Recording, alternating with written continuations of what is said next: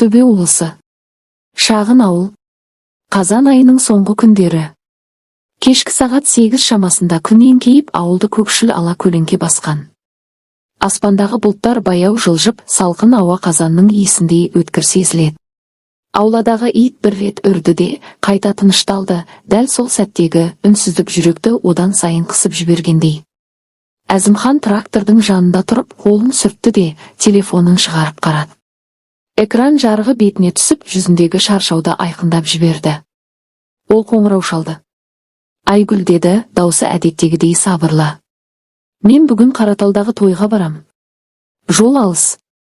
Таң атпай келмеймін. Сен бармай қой, бала бар, әбігер боларсың.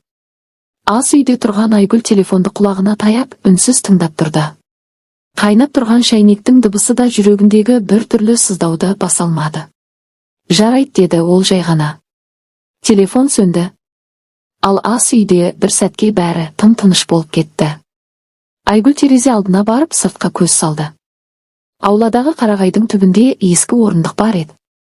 Сол орындықта Ерлан отыр. Қараңғыда силуеті ғана анық көрінеді. Қолын тізесіне қойып, бір нүктеге қадап қалған. Ерлан Әзімханның інісі. Жасы 27-де. Үйленбеген. Университет бітіріп, қалада қалуға мүмкіндігі бола тұра, ауылға қайтып келген. Аз сөйлейді. Бірақ бір қарағанда ішкі әлемі терең екені сезіледі. Оның көзқарасы адамды мазасыз ететін, тым тік, тым шын. Айгүл терезені ашты. Салқын ауа бетіне тиді. Ерлан, кірші. Шай дайын, деді ол. Ерлан басын көтерді. Сол сәтте олардың көздері түйісті. Бірақ сол секундтың өзі тым ұзақ болып кеткендей. Ерлан орнынан тұрып, баяу үйге қарай беттеді. Айгүл терезені жапты. Жүрегі бір түрлі соғып тұр. Өзі де түсінбеген бір сезім ішін қысып, тынысын тарылтты. Бұл қорқыныш емес еді. Бұл қуанышта емес. Бұл жалғыздықтың алғаш сезілген иісі болатын. Ас үйде тек пештің баяу гуілі ғана естіледі. Терезеден түскен әлсіз жарық үстелдің бетіндегі ыдыстарды көмеске етіп көрсетіп тұр. Айгүл дастарханға қымыз құйып, бауырсақты түзеп қойды. Қарапайым кешкі ас, бірақ сол қарапайымдықтың өзінде бір түрлі салмақ бар. Ерлан қарсы бетте отыр. Қолындағы қасықты қымызға баяу батырып, қайта шығарып қояды. Сөйлегісі келетіндей, бірақ сөз таба алмай отырған адамға ұқсайды. Ағам тойға кетті ме? Деді ол ақырын. Иә, Қараталға, деді Айгүл, жол алыс екен. Үнсіздік қайта орнады. Айгүлдің қолы шай құятын шайнекке жеткенде сәл дірілдеп кетті. Ыстық шай дастарханға тамып, ақ дастарханның үстінде қарадақ қалдырды. Ой, деді ол асығыс, кешір. Ол шүберек алып, дақты сүрте бастады. Бірақ қолының дірілі басылар емес. Соңғы кезде деп бастады да тоқтап қалды. Ерлан көзін көтерді. Оның қарасы бір сәтке ғана жеңгесінің жүзіне тоқтады. Айгүл сөзін өзі де күтпегендей жалғастырып жіберді. Жалғыздықтан ішім бір түрлі күйетім болды, деп күлгенсіп қойды. Бұл күлкі шын күлкі емес еді. Ол ішкі жанайқайдың сыртқа абайсыз шыққан дыбысы ғана. Ерлан қасықты қимылдатпай қалды. Үстел үстінде тұрған сағаттың тықылы анық естілді. 1 секунд, 2 секунд. Айгүл оның өзіне қарап отырғанын сезіп, көзін тайдырып әкетті. Беті ду ете қалды. Ыдысты жуып тастайын деді де, орнынан тұрып кетті. Судың ағысы қосылғанда ғана тынысы сәл орнына келгендей болды. Бірақ артынан қарап тұрған көзқарасты анық сезіп тұрды. Ерлан ештеңе айтпады. Бірақ сол бір сөз, ішім күйетім болды, оның ойында қайта-қайта жаңғырып тұрды. Бұл жай сөз емес еді. Бұл бір есіктің сығалап ашылғанындай белгі болатын. Ал кейде бір рет ашылған есік қайта жабылмай қалады. Түн біртіндеп ауылды тұтас жұтып қойды. Сағат 11-ден асқанда үйдің іші де, аула да тып-тыныш қалды.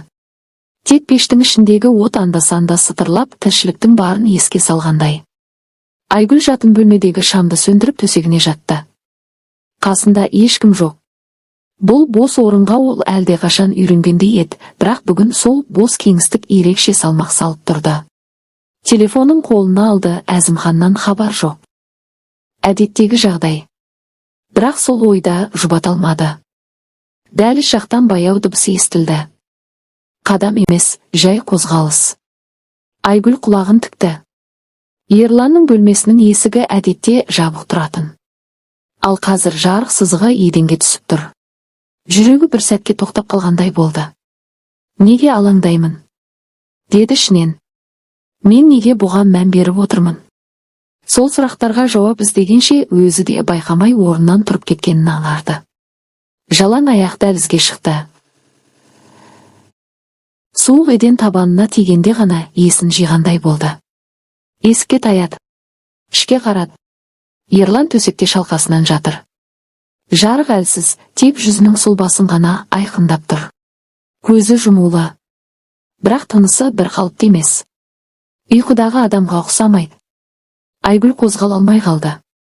Кеудесі қысылып, ауа жетпей тұрғандай сезінді. Қолын есіктің тұтқасына қойды.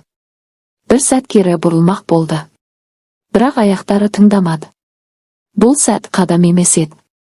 Бұл ішкі шекараның баяу бұзылуы болатын. Ерланның жүзінде болар-болмас күлкі ізі байқалды. Көзін ашпады. Бірақ бәрін сезіп жатқандай. Айгүл есікті сәл ғана итеріп ішке бір қадам жасады. Есік жабылмады. Ашық қалды. Ашық есік қайтар жолдың әлі барын білдіретіндей еді. Бірақ кейде ең қауіпті шешім дәл сол ашық тұрған есіктің жанында қабылданады. Айгүл сол жерде тұрып қалды. Жүрегі қатты соғып тұр. Өзіне өзі сыбырлады. Тек бір сәт. Ал кейде бір сәт тұтас тағдырды өзгертіп жібереді. Ерлан көзін ашқан жоқ. Бірақ Айгүл оның сергек екенін анық сезді. Бөлмеде тыныштық тым қоюланып кеткен. Тіпті тыныстың өзі естілердей. Айгүл бір қадам алға жылжыды. Төсектің жанына келгенде ғана тоқтады. Осы арада тоқтаса, бәрі бітетіндей. Бірақ тоқтау ойы кешігіп келген еді. Ерлан баяу қозғалды. Қолы жамылғының үстімен сырғып, Айгүлдің білегіне тиді. Бұл кездейсоқ жанасу емес еді. Бірақ әдейі де емес сияқты. Тек бір сәттік үнсіз келісім. Айгүлдің жүрегі кеудесіне сыймай кеткендей болды. Ол қарсы шегінбеді. Қолын тартып алмады да. Сол сәтте уақыт тоқтап қалғандай сезілді. Ерлан көзін ашты. Екеуінің көзқарасы түйісті. Бұл көзқараста сөз жоқ еді. Тек көптен жиналған айтылмаған сезім ғана бар. Жеңге, деді ол өте жай. Айгүл үн қатпады. Дауысы шықпады. Оның орнына тынысы тереңдеп кетті. Ерлан оның қолын босатып жібермеді. Бірақ қыспады да. Таңдау қалдырғандай. Айгүл төсектің шетіне жай ғана отырды. Бұл әрекет жауап болатын. Ерлан ештеңе деместен оның жанында қалды. Араларындағы қашықтық тым аз еді. Тіпті ауа да асып кеткендей. Ерлан қолын баяу көтеріп Айгүлдің иығына қойды. Саусақтарының салмағы ғана сезілді. Бірақ сол салмақтан ақ дене шымырлап өтті. Айгүл көзін жұмды. Бұл асығыс қадам емес еді. Бұл баяу, бірақ қайтымсыз жақындасу болатын. Сыртта жел соғып тұрды. Терезе сәл сықырлады. Ал бөлменің ішінде тек екі адамның тынысы ғана бар еді. Осы тыныстар бір ырғаққа түсе бастағандай Айгүл көзін ашпады. Кейде көрмеу бәрін жеңілдететіндей. Жауапкершілікті де, ойды да. Ол дәл қазір сол қараңғылыққа тығылғысы келді. Ерлан оның жанында отыр. Асықпай қозғалысы да, тынысы да байыпты. Қолын иығынан алып тастаған жоқ, бірақ алға да ұмтылмады. Бұл үнсіздік екеуіне де ауыр әрі тәтті еді. Айгүлдің ойы сансаққа жүгірді. Тоқтау керек. Бұл дұрыс емес. Бірақ сол ойлардың ешқайсысы да жүрегіндегі сезімді тоқтата алмады. Ерлан еңкейіп оның самайына маңдайын тигізді. Бұл жақындықтың ең жұмсақ түрі еді. Сөзсіз, талапсыз, бірақ мағынасы тым терең. Айгүл еріксіз терең дем алды. Сол сәтте Ерлан да тынысын тежеп қалғандай болды. Екеуінің арасында бір ғана қадам бар еді, бірақ ол қадамды сөз емес, сезім жасайтын. Егер қаламасаң, деді Ерлан өте баяу. Айгүл жауап бермеді. Оның орнына қолын жай ғана көтеріп, Ерланның қолын ұстады. Қатты емес, бірақ анық. Бұл шешім еді. Дауыстап айтылмаған, бірақ анық қабылданған. Түн сыртта қоюланып бара жатты. Үйдің ішінде жарық әлсіз. Ал екі адамның арасындағы үнсіздік бұрынғыдан да тереңдей түсті. Бұл үнсіздік енді кері шегінуге мүмкіндік бермейтіндей еді, бөлме іші бұрынғыдан да тынышталып кеткендей. Тіпті уақытты өзі баяулағандай әсер қалдырды. Айгүл мен Ерлан бір-біріне тым жақын отыр.